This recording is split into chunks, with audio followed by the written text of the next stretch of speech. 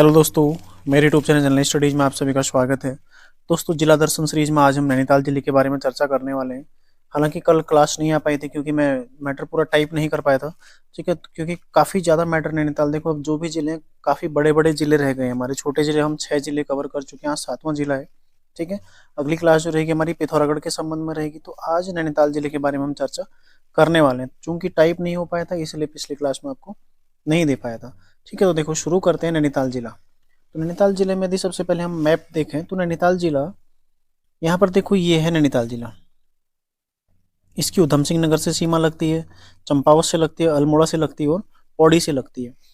तो 3 जिले देखो, 3 ओर से कुमाऊं के कौन कौन से जिले इसको घेर रखे हैं, अल्मोड़ा, चंपावत और उधम सिंह नगर, जबकि एक जिला इसमें गढ़वाल का भी है। तो क्वेश्चन बन सकता है, नैनीताल निम्न में से गढ़वाल के किस जनपद से सीमा बनाता है? तो किस जनपद से बनाता है? पौड़ी गढ़वाल से।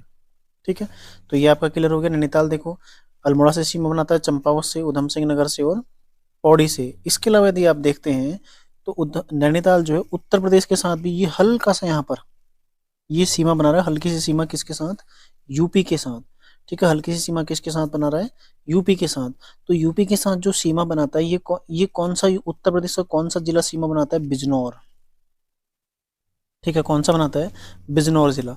तो यहाँ तक आपका क्लियर हो गया नैनीताल के बारे में। देखो मैप में जो हमने समझना है, चार ओर से ये पौड़ी, अल्मोड़ा, चंपावत और उधम सिंह नगर से घिरा हुआ है, साथ ही उत्तर प्रदेश का बिजनौर जिला भी इससे सीमा बनाता है। ठीक है, अब हम देखते हैं, देखो स्थापना।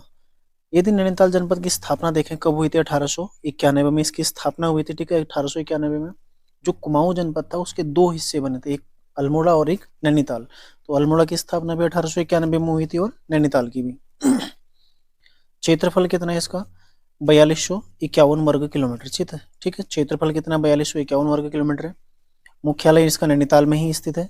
ठीक है, अब देखो प्रशासनिक ढांचा। तो प्रशासनिक ढांचा यदि हम देखें, तहसील है यहाँ पर 9 तहसील है, जिसमें नैनीताल है, हल्द्वानी है, रामनगर है, धारी है, कुशियां कुटौली है। ठीक है, कुशियां कुटौली जिसको हाल ही में कैंची धाम नाम दिया गया। जो कुशियां कुटौली तहसील थी वो कैंची धाम हो गई है। काला ढूंगी है, बेताल घाट है, लाल कुआं और उखलकांडा। ठीक है, ये सब यहाँ की तहसीलें हैं। यदि आप विकास खंड देखते हैं, देखो 8 विकास खंड है, जिसमें नैनीताल है, रामनगर है, भीमताल, रामगढ़, कोटाबाग, बेताल घाट, धारी और उखलकांडा। ये क्या है? 8 यहाँ पर विकास खंड है। इसके अलावा देखो विधानसभा क्षेत्र यदि आप देखते हैं तो इसमें लाल कुआं है, हल्द्वानी, नैनीताल, रामनगर, भीमताल, काला ढूंगी। ठीक है, ये क्या है? यहाँ पर 6 विधानसभा क्षेत्र हैं। तो विधानसभा क्षेत्रों में यदि आप चर्चा करते हैं, देखो लाल कुआं से कौन है अभी विधायक? मोहन सिंह बिष्ट। ठीक है, लाल कुआं से कौन है? मोहन सिंह बिष्ट। हल्द्वानी से कौन है? सुमित हृदयेश कहाँ से हैं? हल्द्वानी से हैं। नैनीताल से कौन है? सरिता आर्य। ठीक है, नैनीताल से कौन है? सरिता आर्य है। रामनगर से कौन है? दीवान सिंह बिष्ट। ठीक है, आप लोग नोट करते रहिएगा, रामनगर से कौन है? दीवान सिंह बिष्ट। भीमताल से कौन है? राम सिंह कैड़ा। भीमताल से कौन है अभी? राम सिंह कैड़ा है। और कालाढूंगी से कौन है? वंशीधर भगत। ठीक है, कालाढूंगी से कौन है? वंशीधर भगत। पुनः मैं इसको रिपीट कर रहा हूँ, देखो लाल कुआं से मोहन सिंह बिष्ट, हल्द्वानी से सुमित हृदयेश, नैनीताल से सरिता आर्य, रामनगर से दीवान सिंह बिष्ट, भीमताल से राम सिंह कैड़ा और कालाढूंगी से कौन है? वंशीधर भगत। ठीक है, ध्यान रखिएगा। और साथ ही जो नैनीताल विधानसभा सीट है जो नैनीताल की, वो अनुसूचित जाति के लिए आरक्षित है। तो नैनीताल में देखो एक महिला विधायक है। कहाँ है? नैनीताल में। कौन है? सरिता आर्य। ठीक है, नैनीताल में कौन है? सरिता आर्य, जो कि महिला विधायक है। ठीक है, हमने हरिद्वार में 2 महिला विधायक पढ़ी थी, साथ ही हमने बागेश्वर में 1 महिला विधायक पढ़ी थी, पार्वती दास। ठीक है, इसके अलावा हमने देखो नैनीताल में 1 महिला विधायक होगी, केदारनाथ में 1 महिला विधायक पढ़ी थी। ठीक है, ये आपने ध्यान रखने हैं। तो कुल महिला विधायक कहाँ हैं, कौन सी सीट से हैं, ये तो लगभग आपको ध्यान रखना ही पड़ेगा। अगला देखो नगर निकाय। नगर निकाय हैं 7, जिसमें नगर पंचायत हैं 2, लालकुआं नगर पंचायत और कालाढूंगी। नगर पालिका है 4, देखो नैनीताल नगर पालिका है, रामनगर नगर पालिका है, भीमताल और भवाली। भीमताल को 2023 में ही नगर पालिका का दर्जा प्रदान किया गया। भीमताल और मुंशियारी मैंने आपको करंट अफेयर्स में लिखाया था ये। ठीक है, नगर निगम एक है हल्द्वानी। ठीक है, हल्द्वानी और काठगोदाम का संयुक्त रूप है हल्द्वानी नगर निगम। तो हल्द्वानी नगर निगम की स्थापना कब हुई थी? 2011 में इसकी स्थापना हुई थी और इससे पूर्व 1942 में इसे नगर पालिका का दर्जा दिया गया था। ठीक है, ये भी आप ध्यान रखिएगा। यहाँ पर मैंने इसको देखो नोट भी आपके लिए, सारा फैक्ट आपके लिए मैंने टाइप किया है। ठीक है, नोट, भीमताल नगर पंचायत को अक्टूबर 2023 में उच्चीकृत करते हुए नगर पालिका का दर्जा प्रदान किया गया। ठीक है, ये भी आप लोग ध्यान रखिएगा। अगला देखो, नैनीताल लोकसभा क्षेत्र से वर्तमान सांसद कौन है? अजय भट्ट। वर्तमान सांसद कौन है? अजय भट्ट है। इसके अंतर्गत उधम सिंह नगर की 9 विधानसभा सीटें आती हैं और नैनीताल की 5 विधानसभा। अब देखो, राज्य में कुल, इस चीज को आप लोग समझिएगा, ठीक है, राज्य में कुल 70 विधानसभा सीटें हैं और 5 लोकसभा सीटें। इस हिसाब से एक लोकसभा सीट में कुल 14 विधानसभा सीटें आएंगी, है ना। एक लोकसभा सीट में कुल 14 विधानसभा सीटें आएंगी। लेकिन अब आप देखते हैं तो कुमाऊं में है 29 लोकसभा सीटें, सॉरी विधानसभा सीटें, और गढ़वाल में कितनी है? 41। गढ़वाल में कितनी है? 41। यानी कि 14 दूनी 28, एक यहाँ ज्यादा है और यहाँ 14 यहाँ 42, एक यहाँ -1 यहाँ पर कम है ना। यहाँ 42, यहाँ 28 होनी चाहिए थी, यहाँ 42 होनी चाहिए थी, लेकिन यहाँ 29 है और यहाँ 41 है। तो इस सीट, ये जो सीट है, अतिरिक्त सीट है कुमाऊं की, वो है रामनगर। ठीक है, रामनगर सीट किस में स्थित है? उम्मीद करता हूँ आप लोग इसको समझे होंगे। जो नैनीताल में स्थित रामनगर विधानसभा सीट है वो पौड़ी लोकसभा क्षेत्र में आती है। हालांकि जिला देखो नैनीताल, लोकसभा क्षेत्र क्या होता है? जो मतलब यहाँ पर कुल 5 लोकसभा क्षेत्र है जहाँ पर सांसद होता है, ठीक है, एमएल, जहाँ पर एमपी होता है। तो जो रामनगर विधानसभा सीट है वो पौड़ी लोकसभा में आती है। हालांकि नैनीताल का ही वो हिस्सा है ना, ऐसा नहीं है कि नैनीताल में नहीं पड़ती है, लेकिन लोकसभा क्षेत्र उसका पौड़ी आता है। बस आपने इतना ध्यान रखना है, ठीक है। एक बार प्रश्न बन गया था अभी हाल फिलहाल के किसी एग्जाम में। अगला देखो, 2011 की जनगणना के अनुसार जनांकीय आंकड़े। तो जनसंख्या की दृष्टि से नैनीताल राज्य का चौथा सबसे बड़ा जिला है, ठीक है, ध्यान रखिएगा। राज्य का दूसरा सर्वाधिक साक्षरता वाला जिला कौन है? नैनीताल। तो जनसंख्या की दृष्टि से नैनीताल राज्य का चौथा सबसे बड़ा जिला है और दूसरा सर्वाधिक साक्षरता वाला जिला नैनीताल है। सर्वाधिक साक्षरता देहरादून की है, ठीक है। राज्य का दूसरा सर्वाधिक नगरीकृत जिला भी नैनीताल है, जो कि 38.94% है। अब अगर सर्वाधिक नगरीकृत है तो सबसे कम ग्रामीण भी नैनीताल ही होगा, है ना। तो कितना हो जाएगा? 63.06, 63.06, ठीक है, 63.06 ये हो जाएगा। अगला देखो, राज्य में अनुसूचित जाति की सर्वाधिक साक्षरता वाला जिला, राज्य में अनुसूचित जाति की सर्वाधिक साक्षरता वाला जिला कौन है? नैनीताल। कितना प्रतिशत है? 81.2% है।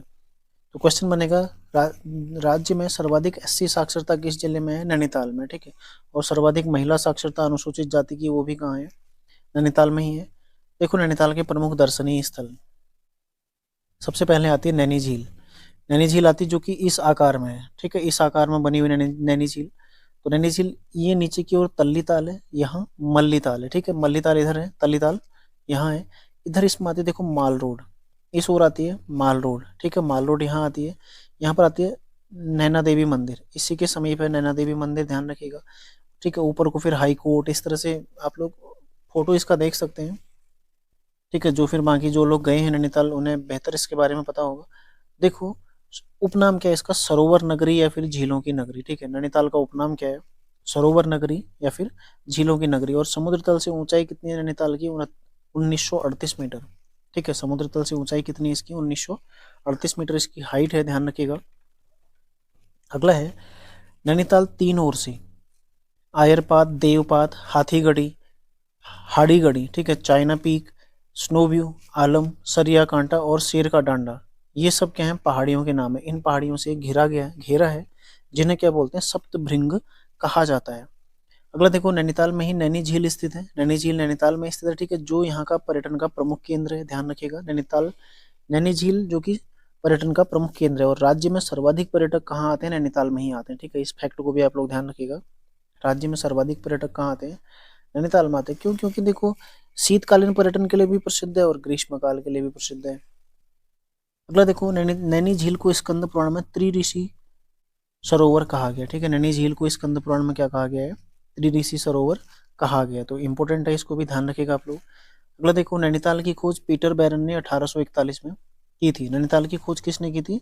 पीटर बैरन ने। कब की थी? 1841 में की थी। ये प्रश्न पहले बन चुका है। देखो नैनीताल झील के समीप ही मल्लीताल में नैना देवी मंदिर स्थित है। इस प्राचीन मंदिर का निर्माण 1842 में मोतीराम शाह ने करवाया था। कब कराया था? 1842 में। किसने कराया था? मोतीराम शाह ने कराया था। और 1880 में यहाँ पर भीषण भूस्खलन आया, भीषण भूस्खलन हुआ, जिससे मंदिर नष्ट हो गया और पुनः 1882 में जो वर्तमान मंदिर है इसकी स्थापना की गई थी। तो आप लोग देखेंगे ये जो मल्ली ताल है इसके समीप यहाँ चाइना पीक है, ठीक है, जिसे नैना पीक बोलते हैं। तो ये पहले और अधिक ऊंची थी, यहाँ से चाइना की जो महान दीवार है वो दिखाई देती थी, ठीक है। लगभग इसकी 6000 के आसपास हाइट थी इसकी। तो इस चोटी में भूस्खलन होने से ये चोटी पूरी टूटकर कहाँ आ गई, नीचे आ गई, ठीक है, ताल में आ गई, जिस कारण यहाँ जो मंदिर था वो पूरा क्या हो गया, मतलब भूस्खलन में मलबे के नीचे दब गया। तो फिर बाद में नए मंदिर का निर्माण करवाया था 1882 में, ठीक है। अगला देखो नैनी पीक। ऊंचाई कितनी इसकी 2611 मीटर है। नैनी पीक की ऊंचाई कितनी है, 2611 मीटर है। यह नैनीताल की सबसे ऊंची चोटी है जिसे चाइना पीक भी कहा जाता है, ठीक है। अगला है स्नो व्यू। नैनीताल में ही स्नो व्यू पॉइंट भी स्थित है जहां से आप लोगों को हिमालय का दृश्य देखा जा सकता है, ठीक है। अगला देखो भवाली। यह स्थान पर्वतीय फल बाजार के लिए प्रसिद्ध है। तो प्रश्न बना हुआ है पहले, उत्तराखंड में कौन सा स्थान पर्वतीय फल बाजार के लिए प्रसिद्ध है, तो कौन सा है, भवाली है, ठीक है। इसके समीप ही घोड़ाखाल मंदिर स्थित है। किसके समीप है, भवाली के समीप घोड़ाखाल मंदिर, जिसकी स्थापना बाज बहादुर चंद ने की थी। हमने चंदकाल जो हम टारगेट बैच देख रहे हैं वहां पर हमने देखा था, ठीक है, बाज बहादुर चंद को। और घोड़ाखाल मंदिर गोलू देवता के लिए प्रसिद्ध है, गोलू देवता को समर्पित है। देखो कई सारे बच्चे, मुझे लग रहा है आजकल पढ़ाई आप लोग नहीं कर रहे हैं उतना अच्छे से, तो पढ़ाई करते रहिए। आपके पास भले ही आपको थोड़ा समय मिल जाएगा 25 फरवरी तक का, लेकिन इसका मतलब ये नहीं है कि आप फरवरी में ही पूरा सिलेबस कवर कर लेंगे या फिजिकल के बाद ही सिलेबस कवर कर लेंगे, ठीक है।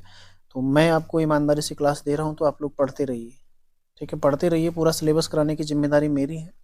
आप लोग ये न सोचें कि आपको संस्कृति की चीज़ें मैं नहीं कराऊंगा। आपको सारी चीज़ें, उत्तराखंड संस्कृति से लेकर सब कुछ, गढ़वाली कुमाऊनी शब्दावली तक मैं आपको उपलब्ध कराऊंगा, ठीक है। मैंने आपको पूरी मैं आपकी पूरी जिम्मेदारी लेता हूँ, मैं आपको इस सारी चीज़ें कराऊंगा, ठीक है। बाकी देखो आप लोग विश्वास अपना ज़रूर बनाए रखें, क्योंकि आप लोग यदि विश्वास करेंगे तभी देखो मैं पढ़ा दूंगा, लेकिन आप लोग नहीं पढ़ेंगे, हो सकता है पेपर में वही चीज़ें आ जाएं तो आपको फिर बाद में पछतावा होगा। इसलिए देखो विश्वास बनाए रखें, ठीक है। मैंने जब जिम्मेदारी ले रखी है, अभी तक मैं लगातार क्लासें दे रहा हूँ, तो आप लोगों को इससे महसूस तो हो ही रहा होगा कहीं ना कहीं की क्लासेस आगे लगातार आने वाली हैं। कोई विशेष परिस्थितियाँ होंगी, मुख्यालय पर नहीं रहूंगा, उसी परिस्थिति में आपकी क्लास नहीं आ पाएगी, वरना क्लास आपकी हमेशा आएगी। और जब क्लास नहीं आएगी तो उसके बदले क्लास आपकी संडे को आती है, ये आप सभी जानते हैं, ठीक है। अगला देखो भीमताल। भीमताल क्या है, एक त्रिभुजाकार झील है यहाँ पर, जो कि कुमाऊं क्षेत्र की सबसे बड़ी झील है, ठीक है। ये कमल कड़ी के लिए प्रसिद्ध है और इसका प्राचीन नाम क्या था, छखाता। हमने पढ़ा था ना त्रिमल चंद, त्रिमल चंद ने यहाँ पर एक किला भी बनाया था, भीमताल किला, तो उसने इसको जीता भी था। तो छखाता इसका प्राचीन नाम था भीमताल का। ये प्रश्न बना हुआ था जो हाईकोर्ट का पेपर हुआ था 2019 में, 1 दिसंबर 2019 को, वहां पर ये प्रश्न बना हुआ था, निम्न में से किसका प्राचीन नाम छखाता था, तो किसका था, भीमताल का। अगला है देखो कैंची धाम। कैंची धाम है, यह स्थान नैनीताल अल्मोड़ा मार्ग पर स्थित है। तो कभी कभी ऐसे प्रश्न भी बन जाते हैं कि इस मार्ग पर स्थित है, ठीक है। जहां नीम करौली महाराज द्वारा स्थापित आश्रम है। इस आश्रम में प्रतिवर्ष 15 जून को विशाल मेले का आयोजन होता है, ठीक है। तो कैंची धाम कहाँ है, नैनीताल में है। लैंडस एंड भी कहाँ है, ये भी एक स्थान है नैनीताल का। अगला देखो रामनगर। रामनगर भी कहाँ आता है, नैनीताल में आता है, ठीक है। रामनगर जो कि मतलब भाबर एरिया और मैदानी एरिया में है। कुछ वहाँ पर आपको भाबर एरिया भी मिलेगा, नदी से इस तरफ और नदी से उस ओर, जो पूरा नगरीय क्षेत्र है, ठीक है, वो मैदानी क्षेत्र में आ जाएगा। तो रामनगर है, इसे किसने बसाया था, कमिश्नर रैमजे ने। किसने बसाया था इसको, कमिश्नर रैमजे द्वारा बसाया गया था। इसका प्राचीन नाम क्या है, रैमजे नगर। तो रामनगर का प्राचीन नाम क्या था, रैमजे नगर था। यह स्थान कोसी नदी के तट पर स्थित है। यदि प्रॉपर पूछेगा तो देखो कोसी के दाएं तट पर, दाएं तट पर, ठीक है, कोसी के दाएं तट पर स्थित है। रामनगर के समीप ही कोसी नदी पर गार्जिया देवी एक मंदिर आता है, गार्जिया देवी मंदिर स्थित है, ठीक है। रामनगर को पश्चिमी कुमाऊं का प्रवेश द्वार कहा जाता है। रामनगर को क्या कहा जाता है, पश्चिमी कुमाऊं का प्रवेश द्वार। तो रामनगर से ही आपको बेताल घाट और कोटा बाग वाला जो एरिया है, यहाँ से जाने में सुविधा होती है, इसलिए इसे क्या बोलते हैं, पश्चिमी कुमाऊं का प्रवेश द्वार कहा जाता है।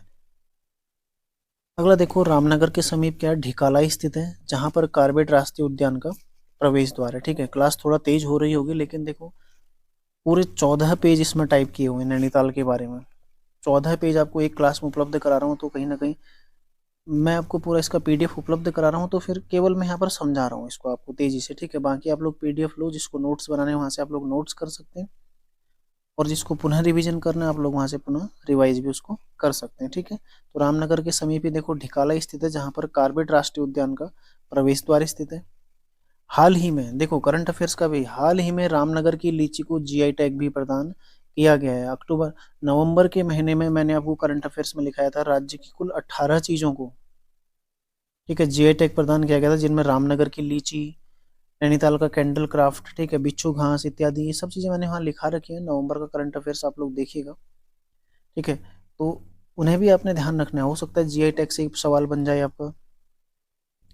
अगला देखो रामगढ़। रामगढ़ क्या, यह स्थान रसीले फलों के लिए प्रसिद्ध है। मुख्यतः रामगढ़ किसके लिए फेमस है, आड़ू के लिए। रामगढ़ उत्तराखंड में आड़ू के लिए प्रसिद्ध है, और हाल ही में यहाँ का जो आड़ू है इसे जीआई टैग भी प्रदान किया गया। मैंने यहाँ पर लिखा भी, इसको हाल ही में जीआई टैग भी प्रदान किया गया। ठीक है, यहाँ महादेवी वर्मा की स्मृति में महादेवी वर्मा संग्रहालय भी निर्मित है। अगला देखो मुक्तेश्वर। मुक्तेश्वर कहाँ है, नैनीताल में है। इसे उत्तराखंड की साइलेंट सिटी के नाम से जाना जाता है। ठीक है, ध्यान रखिएगा, उत्तराखंड की साइलेंट सिटी किसे कहा जाता है, मुक्तेश्वर को। अगला देखो हल्द्वानी, यह कुमाऊं का सबसे बड़ा नगर है। हल्द्वानी कुमाऊं का सबसे बड़ा नगर है, ध्यान रखिएगा, जो गौला नदी के दाएं तट पर स्थित है। ठीक है, अब देखो गौला नदी आ रही है इस तरह से, ये गौला नदी आ रही है, इधर है गौलापार, ये क्या है, गौलापार है।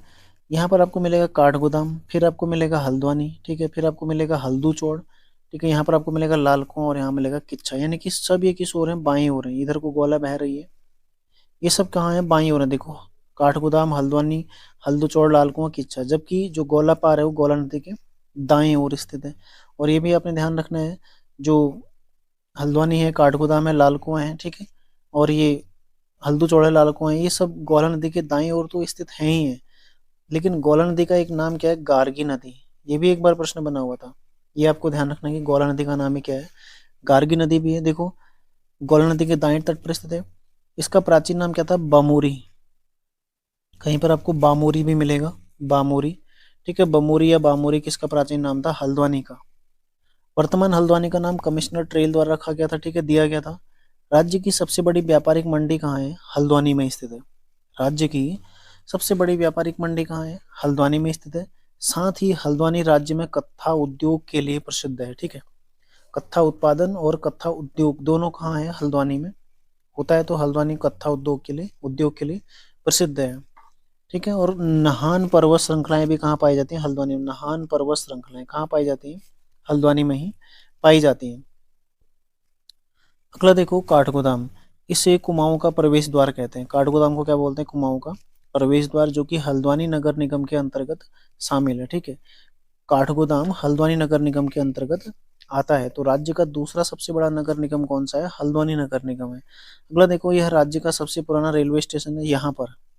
ठीक है, काठगोदाम में राज्य का सबसे पुराना रेलवे स्टेशन है, जो 1884 में ट्रेन से जुड़ा था। तो क्वेश्चन बनेगा, रामपुर से काठगोदाम ट्रेन कब पहुंची थी, कब पहुंची थी, 1884 में। ठीक है, तो काठगोदाम भी गोला नदी के कहाँ पर स्थित है, दाएं तट पर स्थित है। अगला देखो रानी बाग।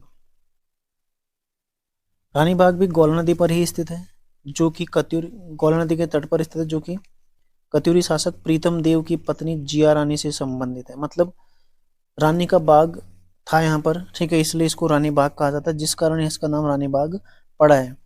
रानी बाग में ही हिंदुस्तान मशीन टूल्स की स्थापना 1985 में की गई थी। एचएमटी पहले देखो घड़ियों के लिए काफी प्रसिद्ध था एचएमटी। ठीक है, हिंदुस्तान मशीन टूल्स, इसकी स्थापना 1985 में की गई थी, जो कि 2016 में बंद कर दी गई है। और रानी बाग में ही देखो गुलाब घाटी भी स्थित है। ठीक है, अमृतपुर गुलाब घाटी कहाँ है, रानी बाग में ही स्थित है। अगला देखो देवगुरु। अभी वीडियो में पूछा गया देवगुरु कहाँ है, ये नैनीताल में पड़ता है। ठीक है, देवगुरु क्या है, उखलकांडा विकास खंड में स्थित एक क्या है, चोटी है, और इसी चोटी पर देवगुरु का मंदिर भी स्थित है। ठीक है, देवगुरु मंदिर जो कि बृहस्पति महाराज को समर्पित है, यानी कि बृहस्पति भगवान को ही समर्पित है। ठीक है, ध्यान रखिएगा। अगला देखो गोलापार। गोलापार कहाँ पड़ता है, गोला नदी के बाएं तट पर स्थित है। इसे यहाँ पर क्या बन रहा है, इंदिरा गांधी अंतर्राष्ट्रीय स्टेडियम का यहाँ पर निर्माण हो रहा है। अगला देखो देवस्थल। देवस्थल कहाँ पड़ता है, नैनीताल का प्रमुख स्थल है, जहाँ वर्ष 2023 में हालांकि 2022 से उसका काम शुरू हो गया था, 2023 में मार्च में स्थापित हो गई है। एशिया की सबसे बड़ी तरल दर्पण दूरबीन कहाँ पर स्थापित हुई है? देवस्थल में, ये भी नैनीताल में आता है, ठीक है। अगला देखो नौकुचिया ताल। नौकुचिया ताल क्या है? 9 कोने वाला ये ताल है कुमाऊं क्षेत्र का, और माना जाता है कि इसके 9 कोने एक साथ नहीं देखे जा सकते हैं। तो कुमाऊं क्षेत्र का सबसे गहरा ताल है नौकुचिया ताल। क्या है? कुमाऊं क्षेत्र का सबसे गहरा ताल है। अगला देखो देखो सात ताल। सात ताल क्या? देखो अलग अलग तालों का समूह है। इसमें जब आप भीमताल से जाते हैं सात ताल की ओर, भीमताल होते हुए, तो इसमें आपको रास्ते में यहाँ पर पहले गरुड़ ताल मिलेगा, फिर यहाँ सबसे पहले नल दमयंती ताल मिल जाता है, फिर गरुड़ ताल मिल जाता है, फिर नीचे आपको अन्य ताल मिलते हैं, ठीक है। राम लक्ष्मण सीता ताल एक साथ है, तीनों एक ही ताल है इस तरह से, ठीक है। तो इस तरह से आपको यहाँ पर अलग अलग ताल देखने को मिलते हैं, जो कि काफी दूरी दूरी पर है, ऐसा नहीं है कि बहुत नजदीक में है, ठीक है। इनके मध्य दूरी काफी है, यहाँ पर 2-3 किलोमीटर, यहाँ पर ऐसे इस तरह से, ठीक है। तो भीमताल से ही शुरू हो जाता है, देखो नल दमयंती ताल, फिर काफी नीचे जाके आपको गरुड़ ताल मिलेगा। तो छोटे छोटे तालों का ये समूह है, जिसके अंतर्गत गरुड़ ताल, राम लक्ष्मण सीता ताल, गरुड़ ताल, नल दमयंती ताल इत्यादि इसमें क्या है? शामिल है, ठीक है, ध्यान रखिएगा। अगला है नैनीताल में स्थित अन्य तालों में खुरपा ताल। खुरपा ताल नैनीताल में है, सूखा ताल नैनीताल में है, मलवा ताल है, सड़िया ताल है, हरीश ताल है, नल ताल है। नल ताल को ही कमल ताल भी कहा जाता है, ठीक है। अगला है अन्य महत्वपूर्ण स्थलों में सीताबनी, नैनीताल में आता है, ठीक है। और सोमवारी बाबा का आश्रम, ये भी कहाँ है? नैनीताल में। ये कहाँ पर पड़ता है? पदमपुरी में, ठीक है। ये स्थान पड़ता है वहाँ पदमपुरी नैनीताल में, वहाँ पर पड़ता है सोमवारी बाबा का आश्रम। और छोटा कैलाश पड़ता है देखो जो हल्द्वानी है, ठीक है। हल्द्वानी में अमृतपुर से, अमृतपुर जो गुलाब घाटी है, यहाँ से इसके लिए रास्ता जाता है छोटा कैलाश, ठीक है। हल्द्वानी से ही इसके लिए मार्ग जाता है। तो छोटा कैलाश भी है यहाँ पर। महाशिवरात्रि पर विशाल मेले का आयोजन होता है, ठीक है। तो सीताबनी कहाँ है? महर्षि वाल्मीकि से संबंधित स्थल है सीताबनी, जो कि नैनीताल में पड़ता है। सोमवारी बाबा का आश्रम पदमपुरी नैनीताल में आता है, और साथ ही जो छोटा कैलाश है ये भी नैनीताल में ही स्थित है। अगला है देखो वन संबंधी विविध तथ्य। अब नैनीताल की बात हो और वनों के संबंध में चर्चा ना हो, ऐसा तो संभव ही नहीं है, क्योंकि नैनीताल में सबसे ज्यादा घने वन है, मतलब सर्वाधिक मात्रा में जो वन है बहुत ज्यादा घने, वो कहाँ है? नैनीताल में ही है, ठीक है। सबसे पहले देखो यहाँ का रामगंगा या फिर कार्बेट राष्ट्रीय उद्यान, रामगंगा या फिर कार्बेट राष्ट्रीय उद्यान, यह नैनीताल तथा पौड़ी गढ़वाल 2 जनपदों में विस्तारित है। कौन? रामगंगा नेशनल पार्क नैनीताल और पौड़ी 2 जनपदों में इसका विस्तार है। इसकी स्थापना 1936 में तत्कालीन कमिश्नर हैली द्वारा नेशनल हैली नेशनल पार्क के नाम से स्थापित इसको किया गया था, ठीक है। स्थापना 1936 में हुई थी। कमिश्नर कौन था? हैली। उसने इसका नाम क्या रखा था? हैली नेशनल पार्क, इस नाम से इसको स्थापित किया गया था। कब? 1936 में, ठीक है। अगला देखो स्वतंत्रता के पश्चात इसका नाम रामगंगा नेशनल पार्क किया गया। स्वतंत्रता के पश्चात इसका नाम क्या हो गया? रामगंगा नेशनल पार्क इसका नाम हो गया तथा 1957 में जिम कार्बेट के नाम से इसको जाना जाने लगा, ठीक है। तो 1957 में क्या हो गया? इसका नाम जिम कार्बेट नेशनल पार्क। पुनः 2021 में इसको देखो रामगंगा नेशनल पार्क के रूप में परिवर्तित किया गया। तो 2021 में इसका नाम पुनः क्या कर दिया? रामगंगा नेशनल पार्क कर दिया है। अगला है देखो इसका क्षेत्रफल कितना है? 520.82 वर्ग किलोमीटर का क्षेत्रफल है, जिसमें 208.8 वर्ग किलोमीटर नैनीताल जिले में आता है और 312.76 किलोमीटर कहाँ आता है? पौड़ी गढ़वाल में। यानी कि जो रामगंगा नेशनल पार्क है या फिर कार्बेट नेशनल पार्क है, इसका अधिकांश हिस्सा किस जिले में पड़ता है? पौड़ी जिले में, जबकि कम हिस्सा किस में आता है? नैनीताल में आता है, ठीक है। इसका प्रवेश द्वार क्या है? ढिकाला। प्रवेश द्वार क्या है? ढिकाला, जो कि रामनगर के समीप पड़ता है। अगला देखो नवंबर 1973 में इसे भारत सरकार का पहला बाघ संरक्षित क्षेत्र घोषित किया गया था। साथ ही इसे हाथी परियोजना में भी शामिल किया गया, ठीक है, ध्यान रखिएगा। भारत का सबसे पहला टाइगर रिजर्व कौन सा है? Corbett National Park. या फिर क्वेश्चन ऐसे भी बन सकता है, भारत में टाइगर प्रोजेक्ट किस उद्यान से शुरू हुआ था? रामगंगा नेशनल पार्क से, ठीक है। कब हुआ था? 1 नवंबर 1973 को। अगला देखो वर्ष 2013 में केंद्र सरकार की सहायता से यहाँ स्पेशल टाइगर प्रोटेक्शन फोर्स का गठन किया गया था। ये भी प्रश्न पहले पूछा जा चुका है। अगला देखो अति महत्वपूर्ण करंट का भी इसमें 2023 की बाघ गणना रिपोर्ट के अनुसार भारत में सर्वाधिक बाघ कहाँ है? 260 बाघ कार्बेट नेशनल पार्क में ही पाए गए हैं, ठीक है। जबकि उत्तराखंड में कितने? 560। कर्नाटक में कितने? 563, ठीक। और मध्य प्रदेश में कितने? 785। उत्तराखंड इस मामले में तीसरे नंबर पर आता है जहां पर 560 बाघ पाए गए हैं। अगला देखो, राज्य का सर्वाधिक पर्यटकों वाला राष्ट्रीय उद्यान कौन है?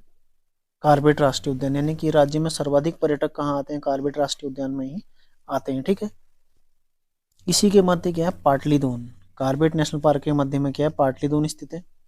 ये क्वेश्चन बन सकता है, निम्न में से किस राष्ट्रीय उद्यान के मध्य पाटलिदोन स्थित है? किसके मध्य है? कार्बेट राष्ट्रीय उद्यान के मध्य है।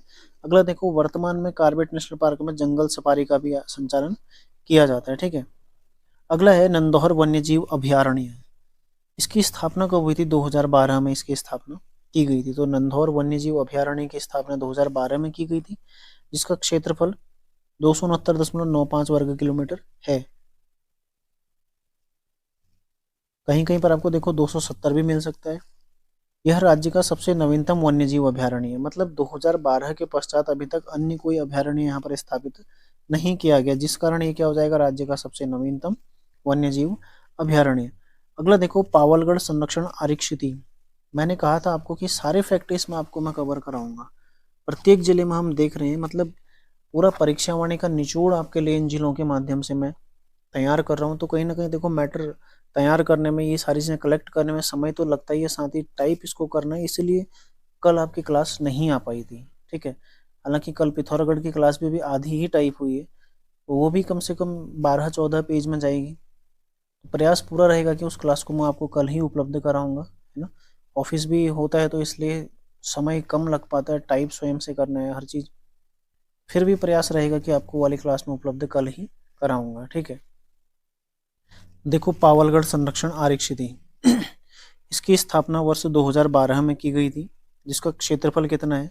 स्थापना ध्यान रखिएगा कि नैनीताल में स्थित है और स्थापना कब हुई थी? 2012 में। ठीक है, बाकी देखो क्षेत्रफल मैंने यहाँ पर लिखा है, आप लोग इसको नोट कर सकते हैं, हेक्टेयर में। ठीक है, अगला देखो, Naina Devi Himalaya bird conservation reserve, ये पहले प्रश्न बन चुका है। स्थापना कब हुई? 2015 में। Naina Devi Himalaya bird conservation reserve की स्थापना कब हुई? 2015 में। क्षेत्रफल कितना है इसका?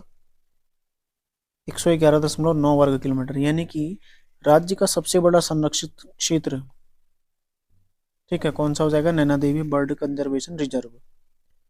यदि आप इसको वर्ग हेक्टेयर में देखोगे तो कितना हो जाएगा? 21,224.56 वर्ग हेक्टेयर। ठीक है, यहाँ पर पक्षियों के लगभग 600 प्रजातियां यहाँ पर पाई जाती हैं। तो डायरेक्ट क्वेश्चन आपसे बन सकता है, Naina Devi Himalaya bird conservation reserve की स्थापना कब हुई थी? 2015 में। और स्थापित कहाँ है? नैनीताल में। ठीक है, अगला सवाल है, देखो, गोविंद बल्लभ पंत उच्च स्थलीय प्राणी उद्यान, ये भी कहाँ है? नैनीताल में स्थित है, गोविंद बल्लभ पंत उच्च स्थलीय प्राणी उद्यान। इसकी स्थापना 1995 में की गई थी। कब की गई थी इसकी स्थापना? 1995 में की गई थी, जिसका क्षेत्रफल कितना है? 4.393693 वर्ग किलोमीटर। ठीक है, गोविंद बल्लभ पंत उच्च स्थलीय प्राणी उद्यान की स्थापना 1995 में नैनीताल में की गई थी। अगला देखो, 17वीं वन रिपोर्ट। मैंने कहा ना, सारा फैक्ट आपको यहाँ पर मिलेगा। एक एक चीज सोचो, सारे चैप्टर पढ़ने के पश्चात उसका निचोड़ इस जिला सीरीज में मैं आपको दे रहा हूँ। ठीक है, आप लोगों ने केवल और केवल पढ़ाई करनी है, आबकारी के लिए, पुलिस के लिए आपने सिलेक्शन लेना है। ठीक है, और उसके बाद मिठाई लेकर आनी है, मिठाई खिलानी है। बाकी देखो, मैटर क्या तैयार करना है, कैसे तैयार करना है, आपको कैसे पढ़ाना है, क्या मैंने समझाना है, ठीक है, किस तरह से आपको तब तक तैयार करना है, ये मेरी जिम्मेदारी। बस आप लोग रिवीजन करिए और विश्वास करिए, ठीक है, कि मैं आपके लिए सारे कुमाऊनी गढ़वाली जो भी शब्दावली है सब कुछ मैं आपको तैयार करवाऊंगा। देखो, कई सारे बच्चे ऐसे होंगे, है ना, जो सोच रहे होंगे कि अब हमें केवल कुमाऊनी गढ़वाली शब्द ही पढ़ने हैं, लेकिन हकीकत से यदि आपको मैं रूबरू कराऊं तो वो प्रश्न, आपको 5 प्रश्न आ रहे हैं कुमाऊनी गढ़वाली, 5 प्रश्न आ रहे हैं। लेकिन मैं ये कह रहा हूँ, बाकी 95 में आप क्या कर रहे हो ये भी मायने रखता है। इस 5 के चक्कर में ये 95 को बर्बाद न करें, इस 5 के लिए इस 95 को बर्बाद न करें, क्योंकि सिलेक्शन यही तय करेगा। इस 5 में आप कितना ही भी पढ़ोगे तो आपके 2 या 3 सही होंगे, लेकिन अगर इस 95 इसके चक्कर में आपने अगर ये 95 छोड़ दिए तो समझो आप वैसे एग्जाम से बाहर हो जाओगे। ठीक है, तो फिजिकल के साथ साथ रिटर्न पर भी फोकस करिए, हर चीज में अपना फोकस करिए। ठीक है, देखो, 17वीं वन रिपोर्ट जो कि 2021 में आई थी, इसके अनुसार सर्वाधिक वन क्षेत्रफल में नैनीताल दूसरे तथा प्रतिशत के आधार पर नैनीताल राज्य में पहले स्थान पर है। सर्वाधिक वन क्षेत्रफल में नैनीताल दूसरे स्थान पर है और कुल क्षेत्रफल का 1% उसमें नैनीताल पहले स्थान पर है। ठीक है, नैनीताल में कुल वन क्षेत्र कितना है? क्षेत्रफल कितना है? 71.62%। ये पूछा जा सकता है आपसे ये संख्या, ठीक है। 71.60% यहाँ पर वन पाए जाते हैं। राज्य में सर्वाधिक सघन वन वाला जिला भी कौन है? नैनीताल ही है। ये मैंने आपको आर्थिक सर्वेक्षण में जब करा रहा था हाल ही में, उसमें कराया था। क्लासेस देखो आप लोग नोट नहीं करते, देखते नहीं है, फिर सोचते हैं, फिर आप लोग रिवीजन नहीं करते, और फिर ये कहते हैं कि प्रश्न नहीं आते, या फिर प्रश्न आपके गलत हो रहे हैं। तो गलत हो रहे हैं तो आप लोग रिवीजन नहीं कर रहे हैं। जबकि यदि आप पिछले पेपर में देखते हैं तो योजनाएं सहित सिटकुल की स्थापना इत्यादि कई सारे प्रश्न जो आर्थिक सर्वेक्षण से आए थे मैंने आपको कराए थे, ठीक है। और भी कई सारे प्रश्न पहले पॉलिटी के प्रश्न मैंने कराए थे आपको। पहले मैं 5 मिनट द 5 मिनट शो मैंने शुरू किया था, वहां पर भी प्रश्न कराए थे। तो प्रश्न लगातार आते हैं, बस ये कमी केवल ये है कि आप लोग उसको प्रॉपर देखते नहीं है, ठीक है। मतलब प्रॉपर आप लोग उसको देखते नहीं है, नोट नहीं करते हैं, रिवीजन नहीं करते हैं।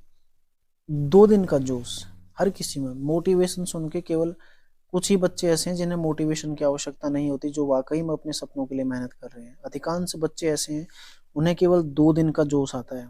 बाकी पेपर से 10 दिन पहले उन्हें याद आती है कि उनका पेपर है, तब बुक खुलती है और फिर वही कभी सिलेक्शन नहीं होता है। ऐसे ऐसे में, ठीक है, जिसको मोटिवेशन की कोई ज़रूरत ही ना पड़े, उसके सपने ही उसको पढ़ने के लिए मजबूर कर दें, वाकई में वही तैयारी कर रहा है। इस बात को आप लोग ध्यान रखिएगा, ठीक है।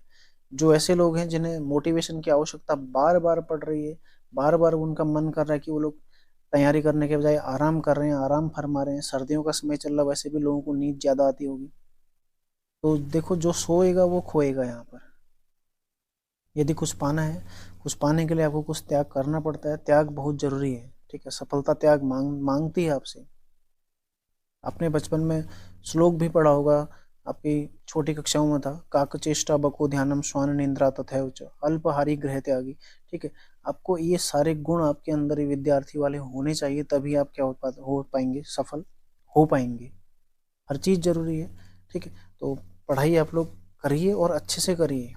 मैं आपको बार बार कह रहा हूँ, आप इस 95 पर ज़्यादा फोकस करिए। 5 में से 2 भी आप अगर सही कराएंगे तो आप कोई बुरा नहीं है आपके, लेकिन इस 95 में आपको ज़्यादा स्कोर करना है, इस चीज़ को ध्यान दीजिएगा, पलटना नहीं है बिल्कुल भी। देखो अगला है अन्य विविध तथ्य। नैनीताल थाने की स्थापना कब हुई? 1843 में। ये सारा फैक्ट मैं लेके आया हूँ आपके लिए, ठीक है। 1858 में पादरी विलियम हंटर द्वारा नैनीताल में भारत के प्रथम मेथोडिस्ट चर्च की स्थापना की गई थी, ठीक है। अगला देखो, 1867 में कमिश्नर द्वारा नैनीताल में हो रही, कमिश्नर कौन थे तत्कालीन? रैमजे। यहाँ पर नाम लिखना मैं भूल गया हूँ, रैमजे, कमिश्नर रैमजे, ठीक है। हेनरी रैमजे द्वारा नैनीताल में हो रहे भूस्खलन की जांच हेतु हिल साइड सेफ्टी कमेटी का गठन किया गया था। ये प्रश्न सब बने हुए हैं पहले, ये प्रश्न पहले पूछे गए हैं, ध्यान रखिएगा। तो क्वेश्चन बनेगा, किस कमिश्नर द्वारा हिल साइड सेफ्टी कमेटी का गठन किया गया था? किसके द्वारा किया गया था? रैमजे द्वारा। और कब किया गया था? 1867 में। बाकी मैं ब्रिटिश काल पढ़ाऊंगा, ठीक है। कल आपकी गोरखा काल की क्लास आएगी, जो 11 बजे वाला टारगेट बैच चल रहा है। और कल गोरखाओं के साथ साथ अंग्रेज युद्ध भी समाप्त हमारा हो जाएगा। तो अगली क्लास हमारी उसके बाद जो परसों आएगी, उसमें हम सीधा चर्चा करने वाले हैं ब्रिटिश काल। और यकीन मानो यहाँ से बहुत सवाल आते हैं। अगला देखो, उत्तराखंड का उच्च न्यायालय है, कहाँ पर है? नैनीताल में है, जो कि देश का 20वां उच्च न्यायालय है, ठीक है। इसके वर्तमान में जो एक्टिंग चीफ है यहाँ पर अभी, कार्यवाहक मुख्य न्यायाधीश हैं, वो है मनोज कुमार तिवारी। और साथ ही रजिस्ट्रार जनरल कौन है? आशीष नैथानी। अगला देखो, नैनीताल को वर्ष 1996 में हिल स्टेशन बनाया गया था, ठीक है। नैनीताल एक प्रसिद्ध हिल स्टेशन भी है। नैनीताल में देखो राजभवन भी है, ठीक है, ये भी आप लोग ध्यान रखिएगा, राजभवन भी एक नैनीताल में। अगला है, नैनीताल के भीमताल क्षेत्र में ज्वालामुखी प्रकार की मृदा पाई जाती है। ये वो फैक्ट हैं जो पहले पेपरों में पूछे गए हैं, ठीक है। अगला देखो, नैनीताल में जो सर्वाधिक मात्रा में उत्पादन होता है राज्य में, उसमें मटर, मक्का, चना, मटर, सोयाबीन, ये प्रश्न पूछा गया एक बार। सूरजमुखी, ये भी पूछा गया, ठीक है। आलू, इन सब चीजों में नैनीताल पहले नंबर पर है। मतलब मक्का सर्वाधिक होता है, चना सर्वाधिक होता है, मटर सर्वाधिक होता है, सोयाबीन सर्वाधिक होता है, ज्वालामुखी सर्वाधिक होता है और आलू सर्वाधिक होता है, ठीक है। इन चीजों में नैनीताल पहले स्थान पर है। अगला देखो, नैनीताल का वाहन पंजीकरण नंबर UK04। तो UK04 वाले जो भी हैं, अपनी उपस्थिति जरूर दर्ज कराएं यहाँ पर, ठीक है। तो UK04 कहाँ है? नैनीताल का है। साथ ही रामनगर का वाहन पंजीकरण नंबर क्या है? UK19 है, ठीक है। राम नैनीताल में भी 2 वाहन पंजीकरण स्थल हैं। देखो, एक है नैनीताल जिसका UK04 है, साथ ही रामनगर का अलग से UK19, ये भी आपने ध्यान रखना है। अगला देखो, Kumaon Motors owners union limited, ठीक है, जिसको हम बोलते हैं KMOU। अब जो कुमाऊं वाले होंगे ना, बोलते हैं ना केमू आ गई, तो ये वही उसी का अपभ्रंश है KMOU। इतना लंबा बोलने के बाद इसको क्या बोलते हैं, केमू। इस तरह से बोलते हैं ना, केमू आ गई, तो KMOU किसका अपभ्रंश है, KMOU का, ठीक है। तो 1939 में इसकी स्थापना की गई थी। इसका मुख्यालय काठगोदाम में स्थित है, ध्यान रखिएगा। KMOU का मुख्यालय कहाँ है, काठगोदाम में है। इसके अन्य कार्यालय कहाँ कहाँ है, रामनगर एवं टनकपुर में इसके अन्य कार्यालय स्थित हैं, ठीक है। अगला देखो, नैनीताल जिले के प्रमुख रेलवे स्टेशन कौन कौन से हैं। काठगोदाम रेलवे स्टेशन है, जो कि राज्य का सबसे पुराना रेलवे स्टेशन है। राज्य का सबसे पुराना रेलवे स्टेशन कौन सा है, काठगोदाम। इसके अलावा हल्द्वानी है, लाल कुआं है और रामनगर है, ठीक है। अगला देखो, नैनीताल जनपद में उद्योग, तो यहाँ पर कागज उद्योग की कंपनी है Century Pulp and Paper Board. कहाँ पर है, लाल कुआं में, ठीक है, यहाँ पर लिखा हुआ है लाल कुआं में। तो राज्य में जो कागज की सबसे बड़ी फैक्ट्री है Century Pulp and Paper, Century Paper है, ठीक है, Century Paper and Pulp Board कहाँ पर है, लाल कुआं में स्थित है। इसको आप लोग सुधार लीजिएगा PDF में, Century Paper and Pulp Board. इसका PDF मैं आप लोगों को उपलब्ध कराऊंगा, ठीक है, नीचे डिस्क्रिप्शन में आपको मिल जाएगा, वहां से आप लोग ले लीजिएगा। अगला है हिंदुस्तान मशीन टूल्स, कहाँ पर है, रानीबाग में। हिंदुस्तान मशीन टूल्स कहाँ पर है, रानीबाग में। इलेक्ट्रॉनिक एंड टेलीफोन फैक्ट्री कहाँ पर है, भीमताल में। तो कई सारे लोगों को इलेक्ट्रॉनिक लिखना नहीं आता होगा, तो इस तरह से इसमें लिखा जाता है, ठीक है। तो कई लोग इसमें 2 मात्राएं लगाते हैं, 2 मात्रा नहीं लगती हैं इलेक्ट्रॉनिक में। इलेक्ट्रॉनिक केवल सिंगल मात्रा इसमें लगती है। अगला देखो, वैक्सीन कारखाना कहाँ है, पटवा डांगर, नैनीताल में। वैक्सीन कारखाना कहाँ है, पटवा डांगर, नैनीताल में। कत्था उद्योग के लिए प्रसिद्ध कौन है, हल्द्वानी। लघु उद्योगों के विकास हेतु लघु उद्योग सेवा संस्थान की स्थापना कहाँ पर की गई है, हल्द्वानी में की गई है, ठीक है। लघु उद्योग सेवा संस्थान की स्थापना कहाँ पर की गई है, हल्द्वानी में की गई है। अगला देखो, प्रमुख राष्ट्रीय संस्थान कौन कौन से हैं। एक है सेंट्रल हिमालयन एनवायरनमेंट एसोसिएशन का मुख्यालय कहाँ पर पड़ता है, नैनीताल में आता है। इंदिरा गांधी इंटरप्रिटेशन सेंटर कहाँ पर आता है, रामनगर, नैनीताल में। मैंने आपको ये होमवर्क में करा रखा है, जो अभी हमने आबकारी वाली सीरीज शुरू की थी, तो होमवर्क में ही मैंने करा रखा है, ठीक है। अगला देखो, राष्ट्रीय पादप एवं जैविकी अनुसंधान ब्यूरो, ये कहाँ पड़ता है, निगलाट, नैनीताल में। राष्ट्रीय पादप एवं जैविकी अनुसंधान ब्यूरो कहाँ पर पड़ता है, निगलाट, नैनीताल में ही आता है। अगला देखो, राष्ट्रीय शीतजल मत्स्यिकी अनुसंधान केंद्र, राष्ट्रीय शीतजल मत्स्यिकी अनुसंधान केंद्र कहाँ पर आता है, भीमताल में आता है, ठीक है, ये भी नैनीताल में स्थित है। तो देखो, वैक्सीन रिसर्च इंस्टीट्यूट पटवा डांगर, नैनीताल में आता है, ये अभी हाल ही में किसी में पूछा गया था, ठीक है। और टरार अनुसंधान केंद्र कहाँ आता है, ये भी भीमताल में आता है। इसके अलावा भारतीय पशु चिकित्सा एवं अनुसंधान केंद्र कहाँ पर है, मुक्तेश्वर में। भारतीय पशु चिकित्सा एवं अनुसंधान केंद्र कहाँ पर स्थित है, मुक्तेश्वर में स्थित है, ठीक है। इसे भारत में पशु चिकित्सा विज्ञान का मक्का कहा जाता है। किसको कहा जाता है, जो मुक्तेश्वर में स्थित भारतीय पशु चिकित्सा विज्ञान केंद्र है, उसको भारतीय पशु चिकित्सा विज्ञान का क्या कहा जाता है, मक्का कहा जाता है। इसकी स्थापना 1893 में एल्फ्रेड लिंगार्ड द्वारा की गई थी। किसकी स्थापना की गई थी, जो मुक्तेश्वर में स्थित संस्थान है उसकी स्थापना किसने की थी, 1893 में एल्फ्रेड लिंगार्ड ने की थी। और मुर्गियों के रानीखेत नामक रोग के टीके का आविष्कार इसी संस्थान द्वारा किया गया था, ठीक है। अगला देखो, आर्यभट्ट प्रेक्षण विज्ञान शोध संस्थान, इनकी एरीज की स्थापना कहाँ पर की गई है, नैनीताल में ही स्थापित किया गया। देखो, इसकी स्थापना 1954 में वाराणसी में की गई थी। इसकी स्थापना कब हुई थी, 1954 में वाराणसी में हुई थी, जिसे 1955 में शेर का डंडा पहाड़ी नैनीताल में स्थापित किया गया, ठीक है। शेर का डंडा पहाड़ी नैनीताल में कब स्थापित किया गया, इसको 1955 में, और बाद में 1961 में इसे मोनेरा पहाड़ी नैनीताल में स्थापित किया गया, ठीक है। कब किया गया इसको, मोनेरा पहाड़ी नैनीताल में, 1961 में। तो ये अति महत्वपूर्ण है, इसके बारे में लगातार सवाल बनते हैं, ठीक है। अगला देखो, यह 1954 से 2000 तक यूपी सरकार के अधीन रहा था, बिल्कुल सही है, ठीक है। और साथ ही 2000 से 2004 तक ये उत्तराखंड सरकार के अधीन रहा था, लेकिन वर्तमान में भारत सरकार द्वारा वित्त पोषित स्वायत्त संस्था के रूप में यहाँ पर कार्य कर रहा है, ठीक है। तो एरीज कहाँ पर है, नैनीताल के मोनेरा पहाड़ी में। और कब स्थापित किया गया था मोनेरा पहाड़ी में, 1800 1961 में। अब देखो राज्य स्तरीय संस्थान। राज्य स्तरीय संस्थानों में सबसे पहले डॉक्टर RS टोलिया उत्तराखंड प्रशासनिक अकादमी। राज्य में जो PCS चयनित होते हैं उनकी जो ट्रेनिंग होती है, जैसे IAS की ट्रेनिंग होती है लवासना मसूरी में, वैसे ही PCS की ट्रेनिंग कहाँ पर होती है, डॉक्टर RS टोलिया उत्तराखंड प्रशासनिक अकादमी नैनीताल में। ठीक है, तो जो राज्य के प्रशासनिक अधिकारी होते हैं PCS से, उनकी ट्रेनिंग कहाँ पर होती है, नैनीताल में होती है, जिसकी स्थापना 1988 में की गई थी। अगला है वन एवं पंचायत प्रशिक्षण अकादमी हल्द्वानी। जितने भी फॉरेस्ट गार्ड निकले उनकी ट्रेनिंग कहाँ होती है, हल्द्वानी में। ठीक है, वन एवं पंचायत प्रशिक्षण अकादमी कहाँ है, हल्द्वानी में है। हिल्ट्रॉन का मुख्यालय कहाँ है, नैनीताल में है। मलेरिया शोध व उन्मूलन केंद्र कहाँ पर है, भवाली में। ठीक है, मृदा परीक्षण केंद्र भी कहाँ है, भवाली में है। मलेरिया शोध व उन्मूलन केंद्र कहाँ है, भवाली में है। साथ ही देखो गेठिया टीबी सैनिटोरियम कहाँ पर है, भवाली में। ठीक है, प्रशिक्षण एवं सेवायोजन निदेशालय ये कहाँ पर पड़ता है, हल्द्वानी में, ये पहले पूछा गया है। तो देखो उत्तराखंड न्यायिक एवं विधिक अकादमी, ठीक है, इसे बोलते हैं उजाला, UJALA। ठीक है, Uttarakhand judicial and legal academy, ठीक है, ये कहाँ पर पड़ती है, उजाला, ये भी भवाली नैनीताल में पड़ती है। स्टेट कैंसर इंस्टीट्यूट कहाँ पर है, हल्द्वानी में है। और डेयरी शोध एवं विकास केंद्र कहाँ है, ये भी हल्द्वानी में। ठीक है, ये सारे संस्थान देखो मैंने यहाँ पर दे दिए आपको, आप लोग इसे रिवाइज जरूर करिएगा। पहले मैंने हालांकि आपको होमवर्क में याद कराए हुए हैं जो हमारा टारगेट बैच है उसके अंतर्गत, लेकिन फिर भी यहाँ पर भी आप लोग इसको पुनः रिवीजन कर लीजिए। ठीक है, और पुनः इसको ध्यान आप लोग रखिएगा। आगे देखो नैनीताल में स्थित प्रमुख संग्रहालय, तो यहाँ पर कौन कौन से संग्रहालय इसके बारे में भी चर्चा करते हैं। पहला है रामगंगा नेशनल पार्क, जो कि कहाँ पर पड़ता है, कालाढूंगी में। दूसरा देखो लोक संस्कृति संग्रहालय, इंपोर्टेंट लगा लो इसको भी। ठीक है, कहाँ पर है, देखो खुटानी में। कहाँ पर स्थित है, खुटानी में स्थित है।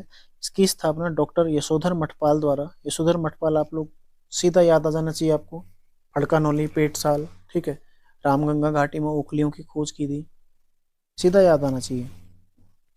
तो डॉक्टर यशोधर मठपाल द्वारा 1983 में इसकी स्थापना की गई थी, जिसमें कुमाऊनी लोक संस्कृति से संबंधित कलाकृतियों व वस्तुओं को संग्रहित किया गया है।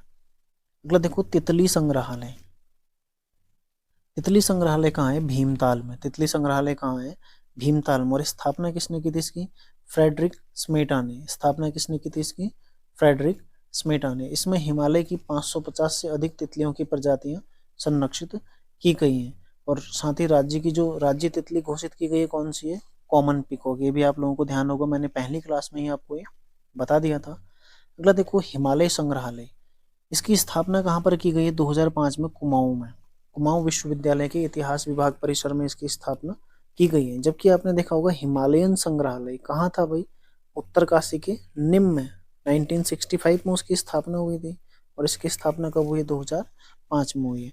देखो इसमें क्या क्या संग्रहित है, इसमें मुख्यतः महात्मा गांधी के कुमाऊं आगमन के छाया चित्र, जब वो कुमाऊं आए होंगे तो उसमें जो चित्र लिए गए होंगे उनके, वो चित्र यहाँ पर संरक्षित है। उत्तराखंड के प्रथम राजनीतिक बंदी मोहन मेहता, पढ़े हैं ना बागेश्वर के मोहन मेहता, बजूला गांव बागेश्वर। थोड़ा बहुत रिवाइज करो, देखो याद आ रहा होगा, थोड़ा जोर डालो दिमाग में। तो इनका वहां पर छाया चित्र रखा है। अल्मोड़ा अखबार, ठीक है, साथ ही गढ़वाल समाचार 1902 में जो शुरू हुआ था, अल्मोड़ा अखबार अखबार 1871 में हुआ था। ठीक है, शक्ति समाचार 1918, स्वाधीन प्रजा 1930, समता 1934, इनके बारे में भी हम सब पढ़ेंगे। उत्तराखंड पत्रकारिता, जैसे उत्तराखंड का इतिहास समाप्त होगा हम उत्तराखंड पत्रकारिता ही चर्चा करेंगे। ठीक है, तरुण कुमाऊं, कुमाऊं कुमुद में की मूल प्रतियां यहाँ पर संग्रहित की गई हैं। ठीक है, साथ ही कुषाणकालीन स्वर्ण मुद्राएं भी यहाँ पर संग्रहित की गई हैं। तो ध्यान रखिएगा, ये सारे फैक्ट हम वहाँ पर जो भी यहाँ के पत्रकारिता से संबंधित तथ्य हम पत्रकारिता वाली क्लास में उसको चर्चा करेंगे। तो यदि आप लोग चैनल पर नए हैं तो दोस्तों टारगेट बेस से आप लोग जरूर जुड़िएगा। यदि आप आबकारी की तैयारी कर रहे हैं या फिर उत्तराखंड में आप किसी भी ग्रुप सी एग्जाम की तैयारी कर रहे हैं, तो आपके लिए अति महत्वपूर्ण क्लासेज जो टारगेट बैच में मेरे द्वारा शुरू की गई है। ठीक है, अगला देखो शिक्षा से संबंधित संस्थान, जिसमें सबसे पहला क्या है, उत्तराखंड विद्यालय शिक्षा परिषद। इसका मुख्यालय कहाँ है, रामनगर। जो भी यूके बोर्ड वाले होंगे, आप लोग अपनी मार्कशीट में देखिएगा, वहाँ पर जो सचिव हैं रामनगर, इस तरह से उनका साइन सिग्नेचर वहाँ पर होगा। ठीक है, अगला देखो उत्तराखंड उच्च शिक्षा निदेशालय, इसका मुख्यालय कहाँ है? हल्द्वानी में है। उच्च शिक्षा निदेशालय कहाँ है? हल्द्वानी में है। उत्तराखंड मुक्त विश्वविद्यालय, ये भी हल्द्वानी में, इसकी स्थापना 2005 में हुई थी। कुमाऊं विश्वविद्यालय, इसकी स्थापना 1973 में हुई थी, जो कि नैनीताल में इसका मुख्यालय स्थित है। ठीक है, साथ ही इसके 3 परिसर हैं, जिसमें नैनीताल है, अल्मोड़ा है और भीमताल है। ये भी ध्यान रखना आपने, नैनीताल, अल्मोड़ा और भीमताल क्या है, इसकी 3 परिसर हैं। अगला देखो चिकित्सा। चिकित्सा में सुशीला तिवारी मेमोरियल चिकित्सालय कहाँ है? हल्द्वानी। सुशीला तिवारी मेमोरियल चिकित्सालय कहाँ है? हल्द्वानी है। जो सुशीला तिवारी हैं, ये जो हमारी पहले निर्वाचित मुख्यमंत्री थे नारायण दत्त तिवारी, ये उनकी पत्नी थी। ठीक है, तो उन्हीं के नाम पर सुशीला तिवारी मेमोरियल चिकित्सालय इसका नाम रखा गया, जो कि हल्द्वानी में स्थित है। इसकी स्थापना हुई थी 19 मार्च 1997 को, ये स्थापित हुआ था और ये राज्य का पहला मेडिकल कॉलेज है। देखो 1 मई 2010 को इसको राजकीय मेडिकल कॉलेज का दर्जा दिया गया था। ठीक है, इसमें राज्य का प्रथम पैरा मेडिकल संस्थान भी स्थित है। तो ध्यान रखिएगा, सुशीला तिवारी मेमोरियल चिकित्सालय जो कि राज्य का पहला मेडिकल कॉलेज है, 1 मई 2010 को इसको राज्य का मेडिकल कॉलेज का दर्जा दिया गया था, जो कि हल्द्वानी में स्थित है। अगला देखो अन्य शिक्षण संस्थान, इसमें शेरवुड कॉलेज, इसकी स्थापना हुई थी 1869 में। विड़ला विद्या मंदिर, ये भी कहाँ है? नैनीताल में, इसकी स्थापना हुई थी 1947 में। सैनिक स्कूल घोड़ाखाल, इसकी स्थापना हुई थी 21 मार्च 1966। ये सभी प्रश्न पहले पूछे गए हैं, इसीलिए मैंने आपको यहाँ पर ये सारे फैक्ट यहाँ पर मैंने इसमें लगा रखे हैं, ताकि आपको हर जिले में ये सारी चीजें मैं आपको कवर करवा रहा हूँ, ताकि आपको सारी चीजें पता चल जाए एक एक करके, है ना। बिल्कुल भी आपको देखो इधर उधर भटकने की, इसमें अन्य चीजें देखने की आवश्यकता बिल्कुल नहीं पड़ेगी, सारा मैटर आपका यहीं पर कवर हो जाएगा। तो शेरवुड कॉलेज की स्थापना 1869 में हुई थी। विड़ला विद्या मंदिर 1947 में, और सैनिक स्कूल घोड़ाखाल की स्थापना 21 मार्च 1966 को, इसकी डेट भी पहले पूछी गई है। देखो नैनीताल के प्रमुख पत्र, कौन कौन से पत्र नैनीताल में आते हैं? एक तो पहाड़ नैनीताल है, जबकि आज का पहाड़ कहाँ से है? पिथौरागढ़। आज का पहाड़ कहाँ है? पिथौरागढ़ से। पहाड़ कहाँ से है? नैनीताल से। उत्तरा कहाँ से है? नैनीताल से। ठीक है, उत्तरा कहाँ से है? नैनीताल से। और नैनीताल समाचार तो ठीक ही है। उत्तर उजाला कहाँ से आता है? हल्द्वानी से।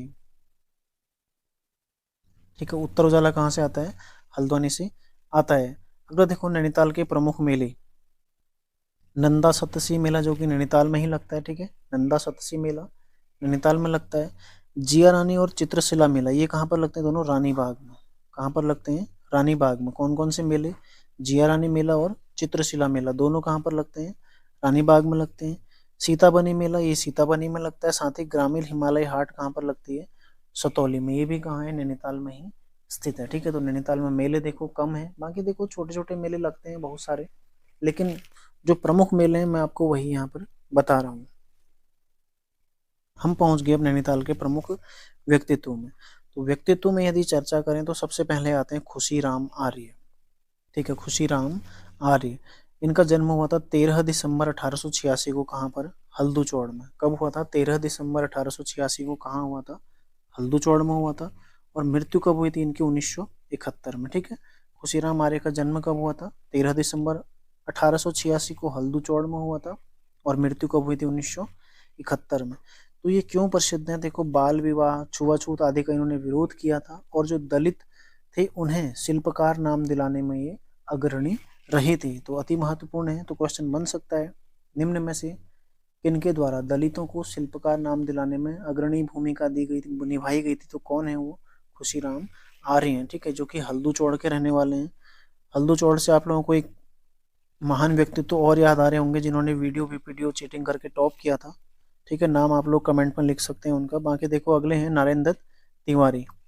तो नारायण दत्त तिवारी जो कि विकास पुरुष के नाम से उत्तराखंड में जाने जाते हैं। ठीक है, इस नाम से जाने जाते हैं, विकास पुरुष के नाम से। नारायण दत्त तिवारी विकास पुरुष के नाम से जाने जाते हैं। इनका जन्म कब हुआ था? 1924 में। कहाँ? बल्यूटी गांव नैनीताल में। ठीक है, कहाँ पर हुआ था? बल्यूटी गांव नैनीताल में। अगला देखो, ये उत्तर प्रदेश के 3 बार मुख्यमंत्री रहे थे। तो क्वेश्चन एक बार बना था कि नारायण दत्त तिवारी निम्न में से किस वर्ष उत्तर प्रदेश के मुख्यमंत्री नहीं रहे थे? 76 में रहे थे, 84 में रहे थे, 88 में रहे थे। तो क्वेश्चन आपको यहाँ पर 92 दे देता, या फिर 80 दे देता। देखो 1980, तो वहां पर भी नहीं। 1976 में थे बने, फिर 1984 में बने, और फिर 1988 में बने। ठीक है, इस तरह से आपने ध्यान रखना है। अगला है इन्हीं के बारे में 2 मार्च 2002 को ये उत्तराखंड के प्रथम निर्वाचित मुख्यमंत्री ये बने थे। कब बने थे? 2 मार्च 2002 को, ठीक है। जो राज्य की पहली विधानसभा गठित हुई थी उसके निर्वाचित मुख्यमंत्री कौन बने थे? नरेंद्र तिवारी, जो कि रामनगर विधानसभा सीट से यहाँ पर विधायक रहे थे।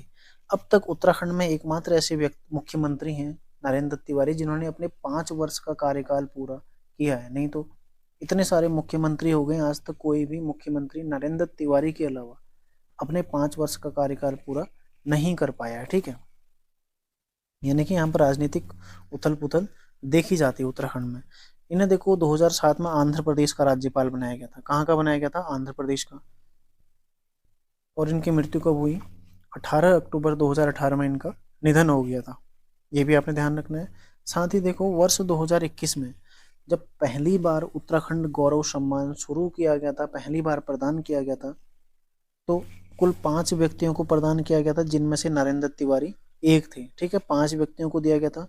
तो क्वेश्चन बना है पहले, उत्तराखंड गौरव सम्मान कब शुरू हुआ था? 2021 में। 5 व्यक्तियों को दिया गया था जिसमें से नरेंद्र तिवारी भी जिसमें शामिल थे, ठीक है। तो ध्यान रखिएगा, इन्हें 2021 में उत्तराखंड गौरव सम्मान से सम्मानित किया गया है। अगले हैं देखो प्रोफेसर डी शर्मा। ये क्या है? एक भाषा शास्त्री और प्राच्यविद हैं। इनका जन्म हुआ था 1924 में नैनीताल के जंगलिया गांव में, ठीक है। डी शर्मा, जिनकी किताबें भी आती हैं कंपटीशन की, बहुत सारी किताबें यहाँ पर उत्तराखंड संस्कृति के संबंध में इनकी किताबें हैं, ठीक है। तो प्रोफेसर डी शर्मा, इनका जन्म हुआ था जंगलिया गांव नैनीताल में। कब हुआ था? 1924 में इनका जन्म हुआ था। इनकी प्रमुख रचनाएं कौन कौन सी हैं? मध्य हिमालय की खस पूछी गई है पहली रचना। हिमालयी संस्कृति के मूल आधार, ठीक है, या फिर मूलाधार। उत्तराखंड के लोक देवता, ठीक है। उत्तराखंड की लोक कलाएं एवं शिल्प कौशल, ये सब क्या है? इनकी कुछ महत्वपूर्ण रचनाएं हैं। यहाँ पर टाइप करके आप लोगों को मिल जाएंगी, ठीक है। इसका आप लोग PDF ले लीजिएगा और इसको रिवाइज आप लोग जरूर कीजिएगा।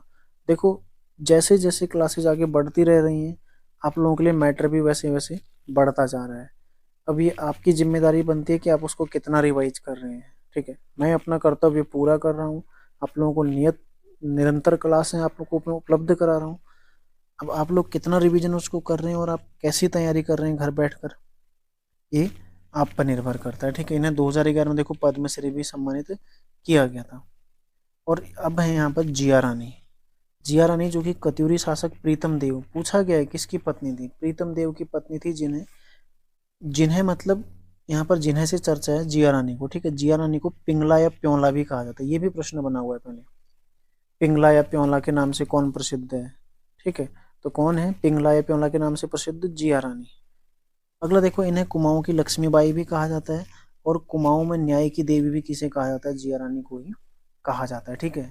कुमाऊं में न्याय की देवी किन्हें कहा जाता है? जिया रानी को कहा जाता है। तो इस तरह से देखो नैनीताल जिला काफी तेजी से, देखो पूरे 14 पेज हैं इसमें, ठीक है। इसको काफी तेजी से मेरे द्वारा आप लोगों को बताया गया, समझाया गया। बाकी आप लोग इसका PDF ले लीजिएगा, इसको नोट आप लोग कर लीजिएगा जो नए बच्चे हैं, ठीक है। साथ ही पुराने बच्चे इसको आप लोग रिवाइज कर सकते हैं। PDF लेके उसको पुनः आप लोग देख सकते हैं। सारी चीज़ें मैंने इसमें फैक्ट आपको दे दी हैं, ठीक है। तो उम्मीद है आप लोगों को क्लास पसंद आया होगा दोस्तों। यदि क्लास अच्छा लगा तो लाइक ज़रूर कीजिएगा, ज़्यादा से ज़्यादा शेयर कीजिए, ठीक है। अपना सपोर्ट कीजिए थोड़ा, क्योंकि मैं आप लोगों के लिए मेहनत कर रहा हूँ, तो थोड़ा बहुत आप लोग अपनी तरफ से इतना सपोर्ट अवश्य कर सकते हैं शेयर करने का अपने दोस्तों को, छोटे भाइयों को, बहनों को, ठीक है। जो भी तैयारी कर रहे हैं, जो भी आगे किसी भी एग्जाम के लिए तैयारी कर रहे हो, जरूरी नहीं कि आबकारी के लिए ही हो, ठीक है। तो उम्मीद है आप लोग बेहतर घर पे पढ़ाई कर रहे होंगे। तो मिलते हैं नेक्स्ट क्लास में। तैयारी आप लोग करते रहिए। धन्यवाद।